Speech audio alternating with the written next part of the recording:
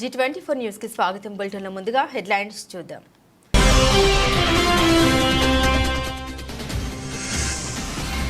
రేవంత్ రెడ్డికి రాహుల్ గాంధీకి మహిళల పట్ల గౌరవం ఉంటే వెంటనే కొండ సురేఖను పార్టీ నుండి తొలగించాలి, లేదంటే లీగల్ గా ప్రొసీడ్ అవుతాను. కేఏపాల్.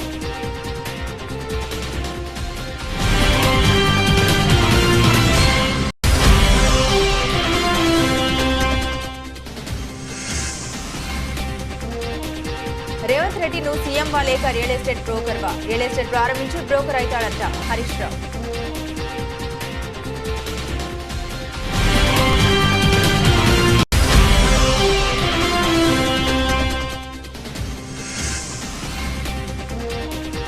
రేవంత్ రెడ్డి ఊహల నగరం పోర్ట్ సిటీకి మెట్రో ప్రతిపాదించడం హాస్యాస్పదం. MLA KP Vivekananda.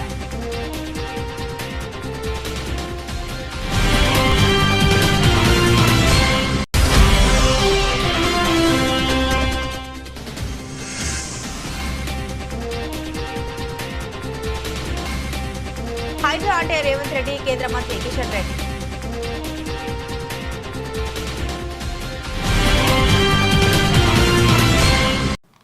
ఇక వివరాల్లోకి వెళ్తే రేవంత్ రెడ్డికి రాహుల్ గాంధీకి మహిళల పట్ల గౌరవం ఉంటే వెంటనే కొండ సురేఖను పార్టీ నుండి తొలగించాలి. సమంత మీద అనరాని మాటలు అని నేను ఏం మాట్లాడనో తెలియదు అంటే సరిపోద్దా? 72 గంటల సమయం ఇస్తున్నా కొండ సురేఖ అలుపు రాజీనామా చేయాలి, లేదంటే లీగల్ గా ప్రొసీడ్ అవుతాను. కేఏపాల్. నేను సారీ, నాకు అనిపించలేదు, ఏం మాట్లాడని నాకు తెలియదంటే పిచ్చి పిచ్చి వాగుడు వాగేసి నరహత్య చేసేసి మర్డర్ చేసేసి సారీ నా మైండ్ బాగాలేదో లేదో నేను మర్డర్ చేసేసానంటే కుదురుతుందా? ఇప్పుడు సమంతకి ఎంత హ్యూమిలియేషన్, సమంతకి ఎంత డిస్ట్రెస్. ఇదే అమెరికాలో అయితే 8,000 కోట్లు $1 బిలియన్ చిన్న యాక్సిడెంట్ జరిగితే $1 బిలియన్ జడ్జిమెంట్స్ ఉన్నాయి. లీగల్ ప్రాసిక్యూషన్ అంటే క్రిమినల్ ప్రాసిక్యూషన్, డిఫమేషన్ ఇవన్నీ ప్రిపేర్ చేశాను ఆల్రెడీ. ఒక 72 గంటల టైం ఇస్తున్నాను కొండా సురేఖ రాజీనామా చేయడానికి, లేదా రేవంత్ రెడ్డి ఆవిడ్ని కాంగ్రెస్ పార్టీ రాహుల్ గాంధీ మహిళల పట్ల ఏమైనా గౌరవం ఉంటే ఆవిడ్ని ఇమీడియట్గా పార్టీ నుంచి పదవి నుంచి తొలగించాలి. తద్వారా ఏమవుద్ది? 50% ఉన్న మహిళలకు మేము మహిళలను గౌరవిస్తున్నామని నోటీస్ పంపించడం. మీకు చిత్తశుద్ధి బయట లేకపోయినా ఉన్నట్టేనా వ్యవహరించండి. కనుక చాలా సెక్షన్స్ ప్రకారం డిఫమేషనే కాదు, క్రిమినల్ ప్రొసీడింగ్స్ కాదు, చాలా సెక్షన్స్ ఉన్నాయి. అవన్నీ నేను తర్వాత మాట్లాడతాను. 72 గంటల్లో కొండా సురేఖ రాజీనామా చేయాలి. 2 సమంత పేరుతో వాళ్ళ కుటుంబం అన్నది సమంతకి ఇంటికెళ్ళి అపాలజీ చెప్పాలి, నాగార్జున ఇంటికెళ్ళి అపాలజీ చెప్పాలి. మూసి బాధితుల కోసం కొట్లాడుతున్న మీ మీదకు ఎక్కించడానికి మా దగ్గర బుల్డోజర్లు లేవు, ప్రభుత్వం దగ్గర అన్ని డబ్బులు లేవు. మీలాంటి సన్నాసుల కోసం బుల్డోజర్లు అవసరమా? పిచ్చి కుక్క కరిచినా కూడా చేస్తారు సీఎం రేవంత్ రెడ్డి. ప్రతి ఒక్కడు బుల్డోజర్ నా మీద నుంచి పోవాలి, బుల్డోజర్ నా మీద నుంచి పోవాలంట. ఎన్ని బుల్డోజర్లు కొనాలన్నా నేను? హరీష్ కోటి కొనాలంట, రాజేందర్ కోటి కొనాలంట, కేటీఆర్ కోటి కొనాలంట. నెత్తి మీద జుట్టు లేని వాళ్ళు కూడా చాలా మంది బుల్డోజర్ నా మీద నుంచి ఫస్ట్ పోవాలంటారు. ఎన్ని బుల్డోజర్లు కొనాలి వీళ్ళ కోసము? ప్రభుత్వం దగ్గర అంత ఏడుంది? అప్పులు చేసిపోయింది కేసీఆర్. వీళ్ళందరి కోసం బుల్డోజర్లు కొనాలంటే లేవు, బుల్డోజర్లు కొనం. మీలాంటి సన్నాసుల కోసం బుల్డోజర్లు అవసరమా? దారుణమే పిచ్చుకుక్క గరిస్తే కూడా సస్తారు మీరు. మీ గురించి నేను ఆలోచన చేయాల్సిన అవసరం ఉందా? ఇవాళ ఇన్ని మాట్లాడుతున్న కేటీఆర్ జన్వాడలో నీకున్న ఫామ్ హౌస్ అక్రమ నిర్మాణం కాదా? అది కూలగొట్టాలనా వద్దా నువ్వు చెప్పు. హరీష్ రావు అజీజ్ నగర్లో నీకున్న ఫామ్ హౌస్ అక్రమమా కాదా? దాన్ని కూలగొట్టాలనా వద్దా చెప్పు. సబితమ్మ నీ 3 కొడుకుల పేర్ల మీద 3 ఫామ్ హౌసులు కట్టినావు కదా. నువ్వు సబితమ్మ లేక పేద అరుపులు అరవకమ్మా. నీకున్న ఫామ్ హౌసులు కూడా లెక్కలు ఉన్నాయి. కూలగొట్టాలనా లేదా సబితమ్మ? నువ్వు సలహా చెప్పు. ఇవాళ హైదరాబాద్ నగరానికి తాగునీరుని అందించిన ఉస్మాన్ సాగర్, హిమాయత్ సాగర్లో బల్చినోళ్ళు బల్చి కొట్టుకుంటున్న వాళ్ళు ఫామ్ హౌసులు కట్టుకొని వాళ్ళ డ్రైనేజ్ తీసుకెళ్లి ఆ గండిపేటలో హిమాయత్ సాగర్, ఉస్మాన్ సాగర్లో కలిపితే వాళ్ళ డ్రైనేజ్ నీళ్లు హైదరాబాదు నగరం తాగాలనంట. ఈ నా కొడుకులు చెప్తున్న భాష గది. ఇవాళ ఆ ఫామ్ హౌస్ చుట్టూతో కట్టుకున్న ఇల్లు ఎవరివి? కేటీఆర్కు లేదా, హరీష్కు లేదా, కేవీపీ రామచంద్రరావుకు లేవా చుట్టూతా? మీరు కట్టుకున్న ఇండ్ల డ్రైనేజ్ హైదరాబాదు ప్రజలు తాగునీళ్ళ కలిపి మా ఇల్లు కూలగొట్టొద్దు కాబట్టి ముసుగు దొడకడానికి మూసి కావాల్సి వచ్చిందా మీకు? మూసీని అడ్డం పెట్టుకొని ఎంతకాలం బతుకుతారా మీరు? ఎంతకాలం తప్పించుకుంటారు? వారం రోజులు, 10 రోజులు, 15 రోజులు, నెల రోజులు అయినా వదల మీ భర్త మీరు అనుకుంటూనే ఒక్కనొక్కని చింతపండు చేస్తా. మూసి హైదరాబాద్కు వచ్చిన వరదల్ని పరిష్కరించుకుంటూ హైదరాబాద్ కూరుకుపోతున్న బురదలో నుంచి నగరాన్ని కాపాడాలని ఒక మంచి ఆలోచనతోని ముందుకొస్తే దాని మీద కూడా బురద జల్లుకుంటూ తిరుగుతున్నారు బామర్దులు. నేను అంటున్న కిరాయి మనుషులతో మీరు చేసే హడావిడి తెలంగాణ సమాజం నిశ్చితంగా గమనిస్తుంది. ఇవాళ పేదలకు అన్యాయమైందని ఏడుస్తున్నారు కదా. ఈ తెలంగాణ రాష్ట్రాన్ని దోసుకున్న నిధులు మీ పార్టీ ఖాతాలో 1500 కోట్లు ఉన్నాయి. ఒక 500 కోట్లు తీసి ఆ మూసీలో మునిగిపోయిన వాళ్ళకి పంచిపెట్టండి. రేవంత్ రెడ్డి నువ్వు సీఎం లేక రియల్ ఎస్టేట్ బ్రోకర్వా? ఫార్మసిటీ పెట్టడానికి 15,000 ఎకరాల జాగా తయారు చేసి పెట్టి ఉంది. అక్కడ ఫార్మసిటీ పెట్టవయ్యా అంటే రేవంత్ రెడ్డి అక్కడ రియల్ ఎస్టేట్ ప్రారంభించి బ్రోకర్ అవుతాడంట హరీష్ రావు. అక్కడ ఫార్మాసిటీ పెట్టడానికి 15,000 ఎకరాల జాగా తయారు చేసి పెట్టిండు. ఆడ పెట్టవయ్యా ఫార్మాసిటీ, దానికి అన్ని అనుమతులు వచ్చినాయి. ఎన్విరాన్మెంట్ క్లియరెన్స్ ఢిల్లీకేలు వచ్చింది, అటవీ అనుమతులు వచ్చినాయి, దానికి భూసేకరణ అయిపోయింది, రోడ్లు వేసిండ్రు, మొత్తం తయారున్నది. వంట వండి పెట్టిండ్రు, వడ్డిచ్చుడే ఉన్నదాడ. కానీ రేవంత్ రెడ్డి గారు ఏం చేస్తుండంటే ఇప్పుడు అక్కడ రియల్ ఎస్టేట్ బేరం చేస్తాడట, బ్రోకర్ అవుతాడట, రియల్ ఎస్టేట్ బ్రోకర్ అవుతాడట రేవంత్ రెడ్డి. ఈయన రియల్ ఎస్టేట్ బేరం చేస్తాడట, ప్లాట్లు అమ్ముతాడట. ముఖ్యమంత్రి బేరం చేస్తాడా? ప్రజల్ని చూసుకుంటాడా? నువ్వేమైనా రియల్ ఎస్టేట్ బ్రోకర్వా? ఈ రాష్ట్రానికి ముఖ్యమంత్రివా నువ్వు? అక్కడ సినీ పెద్దలారు మీకు దండం పెడతాం, ఇక వదిలేయండి, ఇక ఆపేయండి. సినీ ఇండస్ట్రీకి తెలంగాణ కాంగ్రెస్ ప్రెసిడెంట్ విజ్ఞప్తి. మంత్రి కొండా సురేఖ క్షమాపణ చెప్పారు. ఈ అంశాన్ని ఇక ముగింపు పలకండి. పిసిసి అధ్యక్షుడిగా నేను విజ్ఞప్తి చేస్తా ఉన్నాను. నిన్న మంత్రి గారు మాట్లాడిన విషయంలో ఒక సినీ ప్రముఖుల విషయంలో ప్రస్తావించడం, వారి మనసు గాయపడడం, ఇదంతా జరిగిన పినమట పార్టీ ఆదేశాల మేరకు మంత్రి గారు బేషరతుగా వారు వాడిన మాటల్ని వెనక్కి తీసుకోవడం జరిగిపోయింది. నేను కేటీఆర్ గారు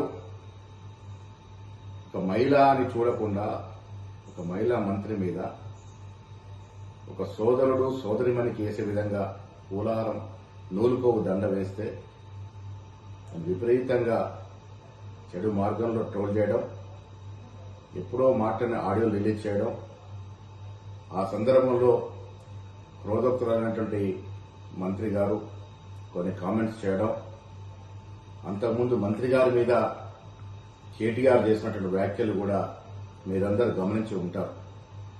ఏది ఏమైనప్పటికీ ఎవరి మీద ఎవరు వ్యాఖ్యలు చేసినా, ఎవరు నొచ్చుకున్నా ఇది తెలంగాణ సమాజానికి మంచిది కాదనే ఉద్దేశంతో మంత్రి గారు బేషరతుగా ఆ వ్యాఖ్యల్ని ఉపసంహరించుకున్నటువంటి సందర్భం. ఆవిడ ట్వీట్లో పెట్టినారు,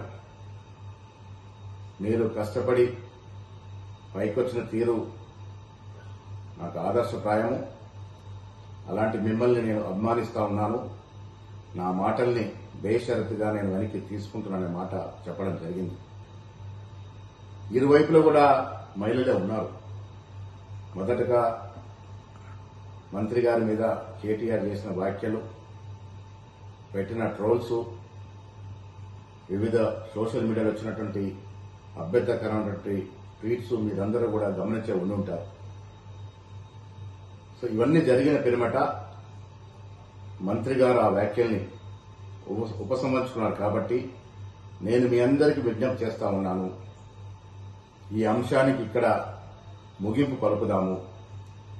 ఇంకా దీన్ని దూరం తీసుకెళ్తే ఇరువైపున మహిళలు కూడా నొచ్చుకొని బాధపడే అవకాశం ఉంది. కాబట్టి సినీ ప్రముఖులందరూ కూడా నేను విజ్ఞప్తి చేస్తా ఉన్నాను, ఈ అంశాన్ని ఇక్కడితో ముగింపు పలుకుదాము.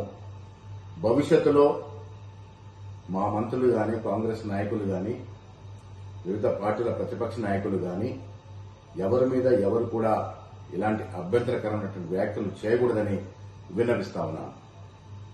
నువ్వు కల్తీ నెయ్యి సరఫరా కోసం ఎంచుకున్న ఏఆర్ డైరీకి 6 నెలల్లో 1000 టన్నుల ఆవు నెయ్యి సరఫరాకి కాంట్రాక్ట్ ఇచ్చావు. అయితే నవంబర్ 2023లో ఏఆర్ డైరీకి వెళ్లి మీరు చేసిన టెక్నికల్ కమిటీ రిపోర్టులో ఏఆర్ డైరీ సంస్థ ఏడాది కాలంలో సరఫరా చేసింది కేవలం 15 టన్నులు అని మీరే రాశారు. అలాగే వాళ్ళ పూర్తి స్థాయి ఆవు నెయ్యి ప్రొడక్షన్ నెలకు 16 టన్నులు అని మీరే తెలిపారు. మరి ఇంత తక్కువ కెపాసిటీ ఉన్న ఏఆర్ డైరీకి 1000 టన్నుల ఆవు నెయ్యి 6 నెలల్లో ఇవ్వాలని టెండర్ ఎలా ఇచ్చావు జగన్?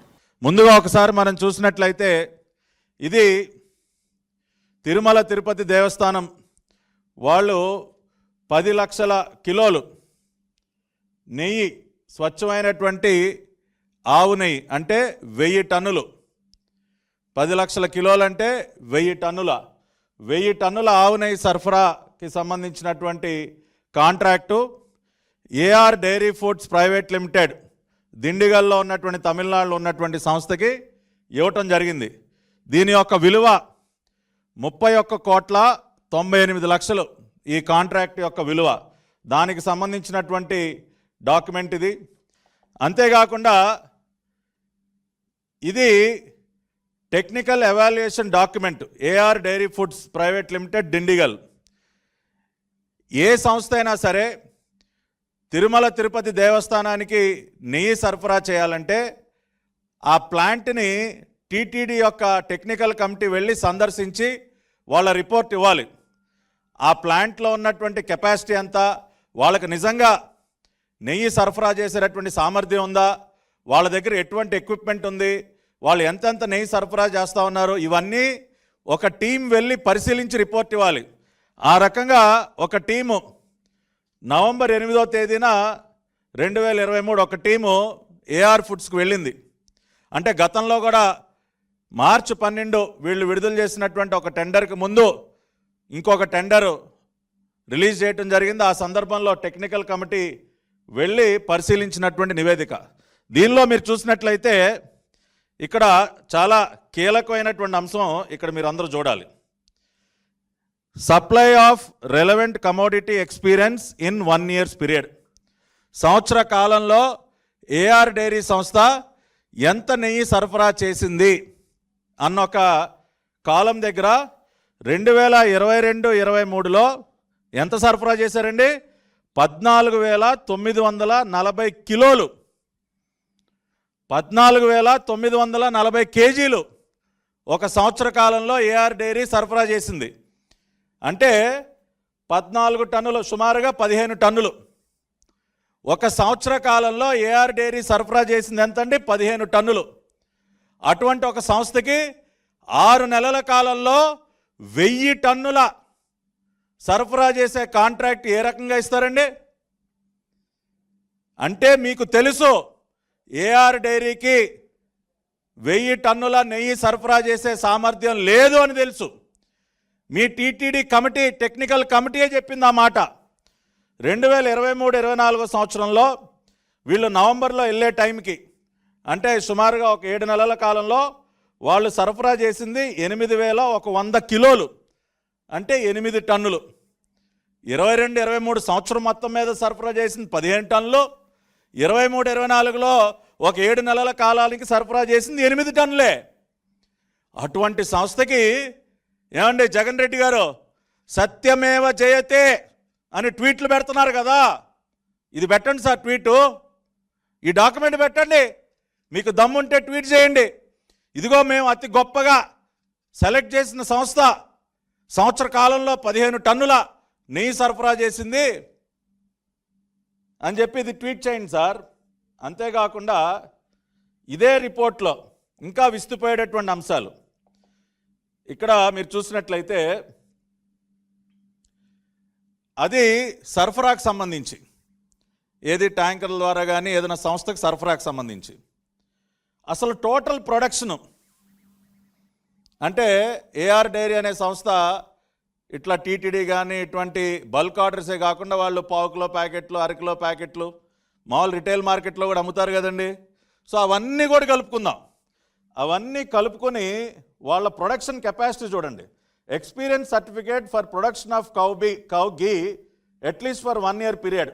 వాళ్ళు ఒక సంవత్సర కాలాన్ని పరిశీలిస్తే అక్టోబర్ 2022 నుంచి సెప్టెంబర్ 2023 వరకు పరిశీలిస్తే 16,300 kgs to 16,900 kgs per month.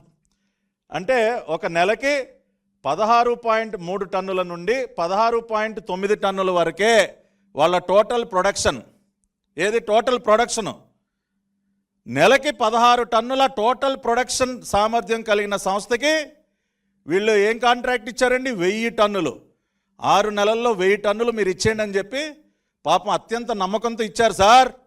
The great Jagan Reddy ప్రభుత్వం, కరుణాకర్ రెడ్డి చైర్మన్గా వీళ్ళు ఇదిగోండి చేసినటువంటి పాపానికి సంబంధించినటువంటి ఆధారాలు. తిరుమల లడ్డూ కల్తీ కోసం నువ్వు ఎంచుకున్న ఏఆర్ డైరీ నుంచి నెయ్యి లోడుతో బయలుదేరిన ట్యాంకర్లు తిరుమల చేరుకోవడానికి 7 నుండి 9 రోజులు ఎందుకు పడుతుంది? 500 కిలోమీటర్లు రావడానికి 9 రోజులు. అంటే ఏఆర్ డైరీ నుండి బయలుదేరి నువ్వు చెప్పిన చోటికి వెళ్లి జంతు కొవ్వు కలిపి కల్తీ చేసి రావడానికి ఇంత సమయం తీసుకున్నారా? ఈరోజు సిట్ వేసింది ఇందుకే. సుప్రీంకోర్టు ఈ రోజు ఇచ్చే ఆదేశాలతో తర్వాత జరిగే ఎంక్వైరీలో తేలేది ఈ విషయమే. ఇంకా మరిన్ని వాస్తవాలు ఇది చూడాలి మీరు. ఇది ట్యాక్స్ ఇన్వాయిస్ అండి. ఏఆర్ డైరీ వాళ్ళ ట్యాక్స్ ఇన్వాయిస్. ఏఆర్ డైరీ వాళ్ళు మొత్తం 8 ట్యాంకర్లు సరఫరా చేశారు. మొదటి 4 ట్యాంకర్లు వాడటం జరిగింది. Second 4 tanker second batch quality మీద కంప్లైంట్స్ రావడంతో అది మనం ల్యాబ్కి పంపించాలి, అంతా తెలుసు. ఇది చూడండి, ఇదొక మీరందరూ ఆశ్చర్యపోయేటటువంటి విషయం. ఇక డేట్ గమనించాలి మీరందరూ. ఈ డేట్ చూసారా? జూన్ 4, 2024 బిల్ అయిందండి. ఇది ఏఆర్ ఫుడ్స్ వాళ్ళ బిల్. ఇది జూన్ 4, 2024 మొదటి ట్యాంకర్ బయలుదేరింది బిల్ అయ్యి. చూసారు కదా? ఇప్పుడు నెక్స్ట్ డాక్యుమెంట్ చూడండి మీరు.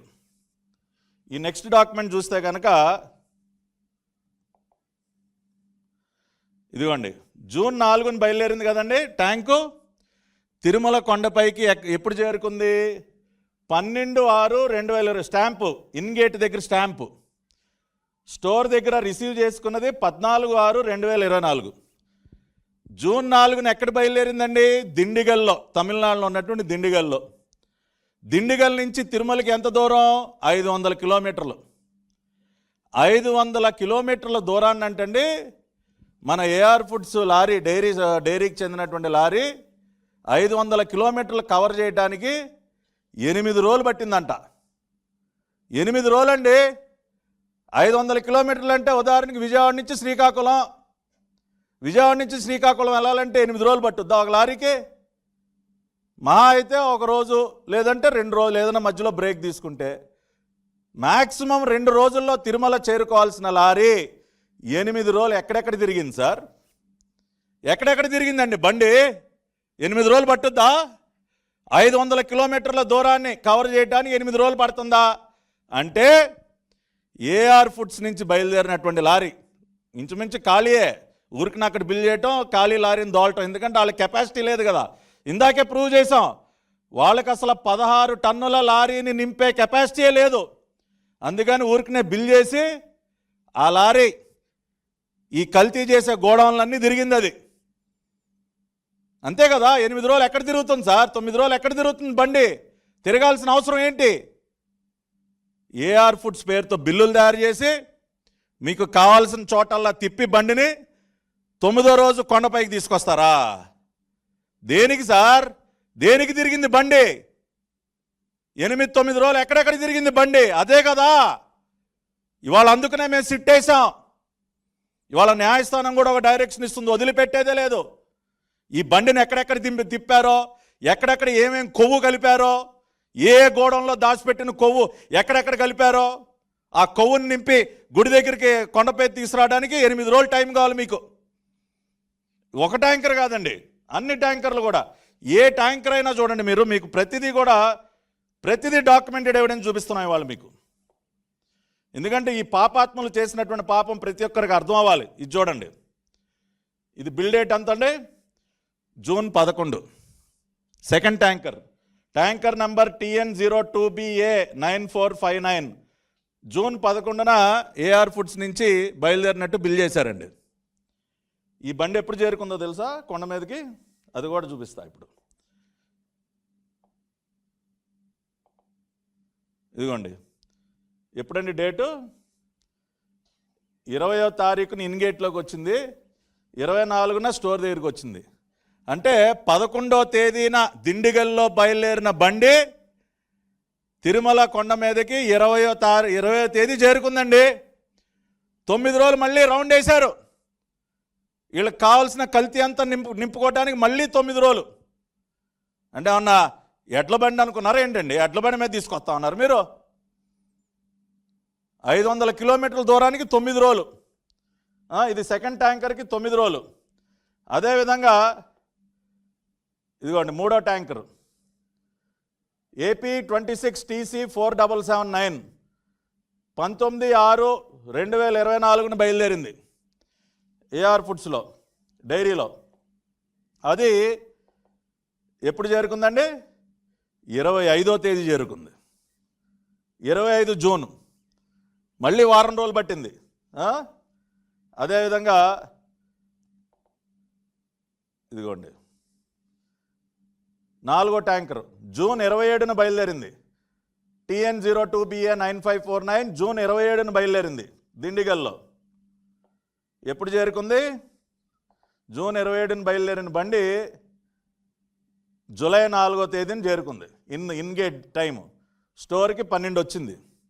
అంటే ఇట్లా 500 కిలోమీటర్ల దూరాన్ని కవర్ చేయటం కోసం ప్రతి ట్యాంకరు ఎందుకు 9 రోజులు 10 రోజులు వారం రోజులు దేనికి తీసుకుంటా ఉంది? మీరు దాన్ని కల్తీ చేయటానికి కాకపోతే ఆ బండిని ఎక్కడెక్కడ తిప్పారు? ఇవాళ సూటిగా మేము డాక్యుమెంటెడ్ ఎవిడెన్స్తో మేము ప్రశ్నిస్తూ ఉన్నాం. అయ్యా జగన్మోహన్ రెడ్డి గారు, ఇవి కూడా ట్వీట్ చేయండి. సార్. ఇట్లా మేము ఏరి కోరి తెచ్చుకున్నటువంటి AR డైరీ ఒక్కొక్క బండి 500 కిలోమీటర్లు కవర్ చేయడానికి జెట్ స్పీడ్లో 9 రోజులు పట్టింది, 10 రోజులు పట్టిందని ట్వీట్ చేయండి సార్.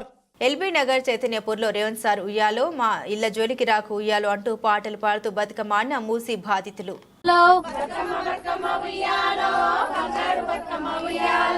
రేవంత్ సారు ఉయ్యాలో నిజగలను ఉండు ఉయ్యాలో, మా ఇంట్లో మమ్మల్ని ఉయ్యాలో ఉండనియవయ్య ఉయ్యాలో, బతుకమ్మ బతుకమ్మ ఉయ్యాలో బంగారు బతుకమ్మ ఉయ్యాలో, మూసి ప్రక్షాళన ఉయ్యాలో ఉన్న దాంట్లో చెయ్యి ఉయ్యాలో, మా ఇండ్ల జోలికి ఉయ్యాలో నువ్వు రావద్దయ్య ఉయ్యాలో, ఇకనైనా నువ్వు ఉయ్యాలో బుద్ధి తెచ్చుకో ఉయ్యాలో, నీ పదవి నీకు ఉయ్యాలో ఉండదయ్య నీకు ఉయ్యాలో, బతుకమ్మ బతుకమ్మ ఉయ్యాలో బంగారు బతుకమ్మ ఉయ్యాలో, ఆడోళ్ళ జోలికి ఉయ్యాలో నువ్వు రావద్దయ్య ఉయ్యాలో, ఆది పరాశక్తుల ఉయ్యాలో అంతమైపోతావు ఉయ్యాలో, లండన్ లో థేమ్స్ నది ఉయ్యాలో చూసి వచ్చినవా ఉయ్యాలో, హైదరాబాద్ లో ఉయ్యాలో అది జరగదయ్య ఉయ్యాలో, లండన్ లో పుట్టలేదు ఉయ్యాలో నువ్వు లండన్ లో పెరగలేదు ఉయ్యాలో, బతుకమ్మ బతుకమ్మ ఉయ్యాలో బంగారు బతుకమ్మ ఉయ్యాలో,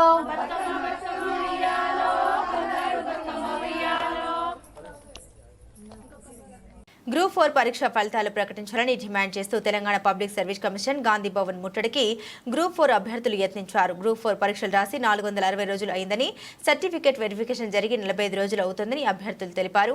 11,000 డిఎస్సీ పోస్టులకు 57 రోజులు పూర్తి చేసిన టీజీపీఎస్సీ అధికారులు 8,000 గ్రూప్ 4 పోస్టులకు 460 రోజులు ఎలా పడుతుందని వారు ప్రశ్నించారు.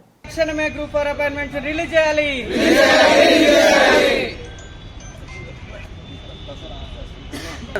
మార్నింగ్ రివ్యూ చేసేదా? అరే వాట్ ఈస్ దిస్ గ్రూప్ 4 ఫలితాలను వెంటనే విడుదల చేయాలి. గ్రూప్ 4 ఫైనల్ అపాయింట్మెంట్స్ వెంటనే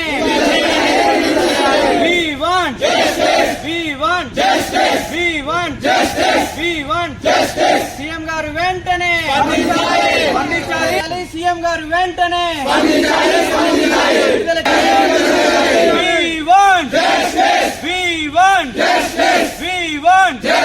రిలీజ్ చేయాలి గ్రూప్ 4 ఫైనాన్స్ ఎలక్షన్ లిస్టులు వెంటనే.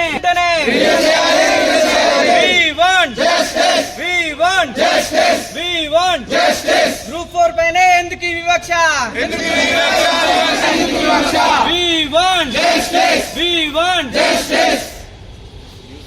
దసరాలోపు ఫలితాలు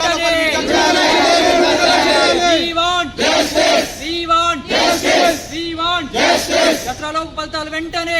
న్యాయం మాకో న్యాయం, బిఎస్సీకో న్యాయం. విడుదల చేయాలి గ్రూప్ 4 అపాయింట్మెంట్స్ వెంటనే. రిలీజ్ చేయాలి group 4 final selection list.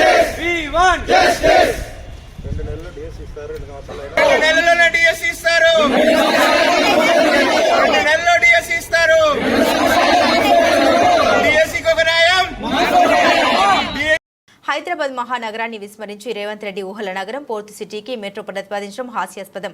MLA KP Vivekananda. Telangana రాష్ట్రం ఏర్పడిన తర్వాత మరి గౌరవ ముఖ్యమంత్రి కేసీఆర్ గారు అప్పటికే ఏదో అరకొరగా నడుస్తున్నటువంటి ఆ మెట్రో పనులన్నింటినీ కూడా సమీక్షించి మెట్రో పనులన్నింటినీ కూడా వేగవంతంగా పరిగెత్తించి పనులన్నింటినీ కూడా పూర్తి చేసి మరి రికార్డ్ స్థాయిలో 2017లో మొదటిసారి, మళ్ళీ రెండోసారి 2021లో మరి దాదాపు 69 కిలోమీటర్ల మేర పూర్తి చేసి ప్రజలకు అందుబాటులో తీసుకువచ్చి ప్రజలు మన్ననలు పొందిన సంగతిని గుర్తు చేస్తా ఉన్నాను. మొత్తం హైదరాబాద్ నగరంలో ఉన్నటువంటి మెట్రో రైల్ భారతదేశంలో అన్ని నగరాల్లో 3వ అతిపెద్ద మెట్రో రైల్గా విస్తరిస్తూ అనేక మంది మరి ప్రయాణికులకి కానివ్వండి, మరి చాలామందికి నగర పౌరులకి అందుబాటులో తీసుకొచ్చి అందుబాటులో తీసుకొచ్చి దాన్ని చక్కగా ప్రజలకు ఒక జీవనాన్ని మరి నాణ్యమైన జీవనాన్ని కొనసాగించే విధంగా, కాలుష్యం తగ్గించే విధంగా, పబ్లిక్ ట్రాన్స్పోర్ట్ పైన డిపెండ్ అయ్యే విధంగా చక్కగా క్వాలిటీ తయారు చేసి తీర్చిదిద్ది ముందు తీసుకెళ్తున్న సందర్భంలో మరి ఆ రోజు అటు మెట్రో రైల్ని ఎయిర్పోర్ట్కి కూడా తీసుకువెళ్ళాలన్నటువంటి ఆలోచనతోని రాయదుర్గం నుండి మరి అక్కడ రింగ్ రోడ్ పై నుంచి ఆ పనులకి శంకుస్థాపన కూడా చేసినారు. మరి దాదాపు 10 లక్షల మంది ఐటీ ఉద్యోగులతో పాటు అనేక మంది జనాభా ఉన్నటువంటి ప్రాంతం ఇదంతా కూడా ఆ ఉన్న రూట్ని కూడా క్యాన్సిల్ చేసేసినారు. ముఖ్యమంత్రి గారు వారి యొక్క ఆలోచన విధానంతో అశాస్త్రీయ పద్ధతితోని వారు ఏమీ ఆలోచన చేయకుండా దాన్ని రద్దు చేసినటువంటి సందర్భం నేను ఇప్పుడు మీ ద్వారా ప్రజలకు తెలియదలుచుకున్నాను. అంతేకాకుండా రెండో దశ మెట్రో పనులకని చెప్పేసి మరి మొన్న బడ్జెట్లో కూడా దాదాపు మెట్రో విస్తరణకి 24,000 కోట్ల రూపాయలని మరి అవసరమని చెప్పి అంచనా వ్యయం చేస్తే కేవలము ప్రకటించింది బడ్జెట్లో 1,100 కోట్ల రూపాయలు మాత్రమే.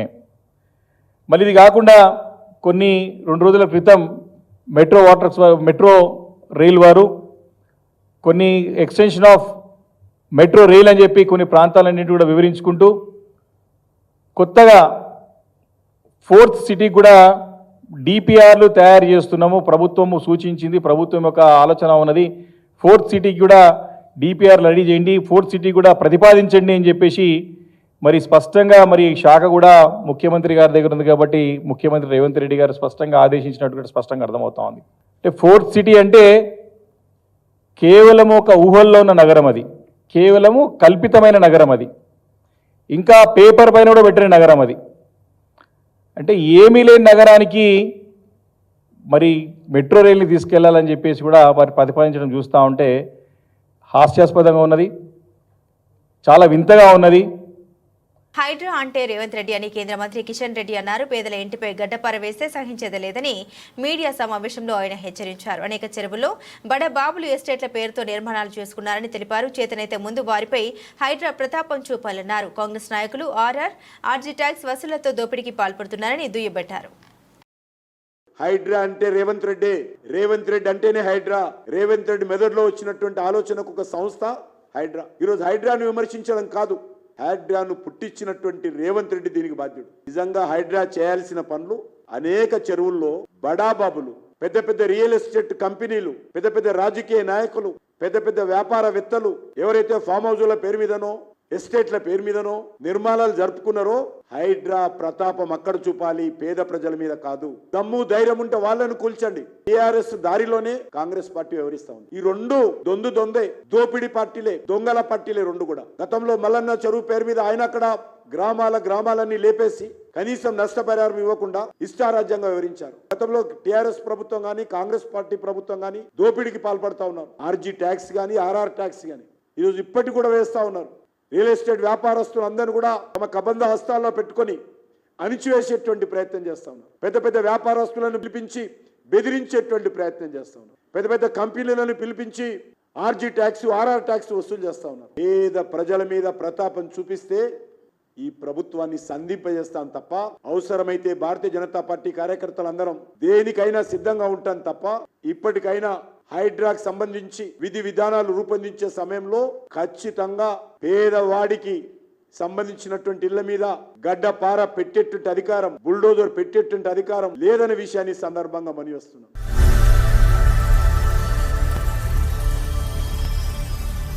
బులెటిన్ ముగించే ముందు హెడ్లైన్స్ మరోసారి.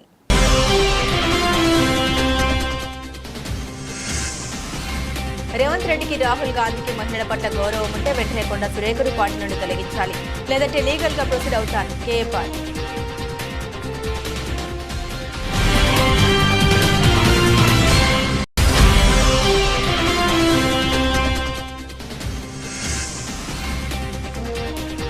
రేవంత్ రెడ్డి నువ్వు సీఎం వా లేక రియల్ ఎస్టేట్ బ్రోకర్ వా? రియల్ ఎస్టేట్ ప్రారంభించి బ్రోకర్ అవుతాడంట హరీష్ రావు.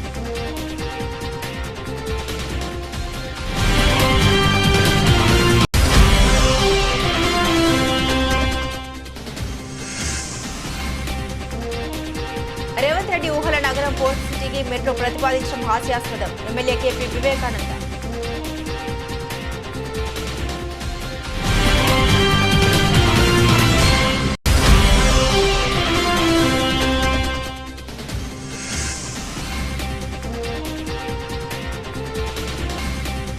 హైడ్రా అంటే రేవంత్ రెడ్డి, కేంద్ర మంత్రి కిషన్ రెడ్డి.